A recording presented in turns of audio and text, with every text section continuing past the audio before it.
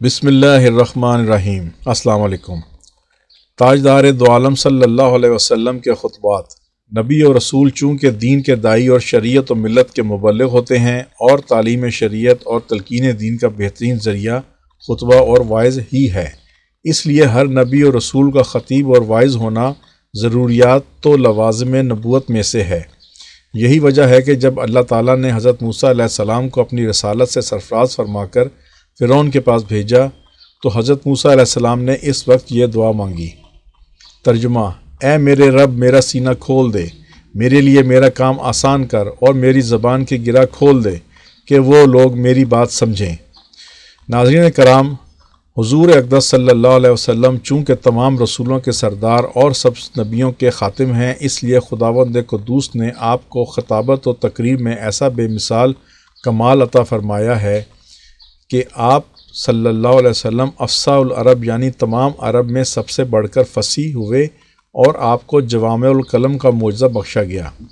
آپ صلی اللہ علیہ وسلم کی زبان مبارک سے نکلے ہوئے ایک ایک لفظ میں معنی اور مطالب کا سمندر موجے مارتا ہوا نظر آتا ہے، اور آپ صلی اللہ علیہ وسلم کے جوش تکلم کی تاثیرات سے سامعین کے دلوں کی دنیا میں انقلاب عظیم پیدا ہو جاتا تھا۔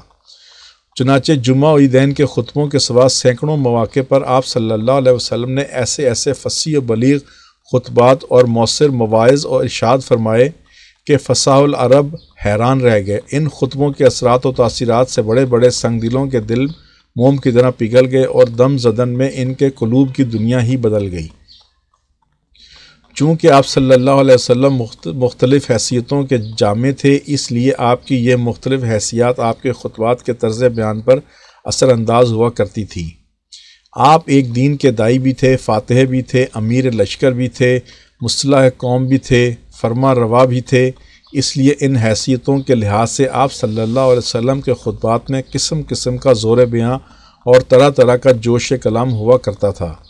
جوش بیاں کا یہ عالم تھا کہ بسا اوقات خطبے کے دوران میں آپ صلی اللہ علیہ وسلم کی آنکھیں سرخ اور آواز بہت ہی بلند ہو جاتی تھی اور جلال نبوت کے جذبات سے آپ کے چہرہ انور پر غضب کے آثار نمودار ہو جاتے تھے۔ بار بار انگلیوں کو اٹھا کر اشارہ فرماتے تھے، گویا ایسا معلوم ہوتا تھا کہ آپ کسی لشکر کو للکار رہے ہیں۔ چنانچہ حضرت عبداللہ بن عمر رضی اللہ تعالیٰ عنہ آپ صلی اللہ علیہ وسلم کے پرجوش خطبہ اور تقریر کے جوش و خروش کی بہترین تصویر کھینچتے ہوئے ارشاد فرماتے ہیں، میں نے حضور صلی اللہ علیہ وسلم کو منبر پر خطبہ دیتے سنا۔ آپ فرما رہے تھے کہ خداوند جبار آسمانوں اور زمین کو اپنے ہاتھ میں لے لے گا، پھر فرمائے گا کہ میں جبار ہوں، میں بادشاہ ہوں، کہاں ہیں جبار لوگ، کدھر ہیں متکبرین۔ یہ فرماتے ہوئے حضور صلی اللہ علیہ وسلم کبھی مٹھی بند کر لیتے، کبھی مٹھی کھول دیتے۔ آپ کا جسم اقدس جوش میں کبھی دائیں کبھی بائیں جھک جاتا، یہاں تک کہ میں نے یہ دیکھا کہ منبر کا نچلا حصہ بھی اس قدر ہل رہا تھا کہ میں اپنے دل میں یہ کہنے لگا کہ کہیں یہ منبر آپ صلی اللہ علیہ وسلم کو لے کر گر تو نہیں پڑے گا۔ آپ صلی اللہ علیہ وسلم نے منبر پر زمین پر اونٹ کی پیٹھ پر کھڑے ہو کر جیسا موقع پیش آیا خطبہ دیا ہے۔ کبھی کبھی آپ صلی اللہ علیہ وسلم نے طویل خطبات بھی دیے، لیکن عام طور پر آپ کے خطبات بہت مختصر مگر جامع ہوتے تھے۔ میدان جنگ میں آپ صلی اللہ علیہ وسلم کمان پر ٹیک لگا کر خطبہ ارشاد فرماتے اور مسجدوں میں جمعے کا خطبہ پڑھتے وقت دست مبارک میں عصا ہوتا تھا۔ ناظرین کرام، آپ صلی اللہ علیہ وسلم کے خطبوں کے اثرات کا یہ عالم ہوتا تھا کہ بعض مرتبہ سخت سے سخت اشتعال انگیز موقعوں پر آپ کے چند جملے محبت کا دریا بہا دیتے تھے۔ حضرت انس سے روایت ہے کہ ایک دن آپ صلی اللہ علیہ وسلم نے ایسا اثر انگیز اور ولولہ خیز خطبہ پڑھا کہ میں نے کبھی ایسا خطبہ نہیں سنا تھا۔ درمیان خطبہ میں آپ نے یہ ارشاد فرمایا کہ اے لوگو، جو میں جانتا ہوں اگر تم جان لیتے تو ہنستے کم اور روتے زیادہ۔ زبان مبارک سے اس جملے کا نکلنا تھا کہ سامعین کا یہ حال ہو گیا کہ لوگ کپڑوں میں منہ چھپا کر رزاروں کے تار رونے لگے۔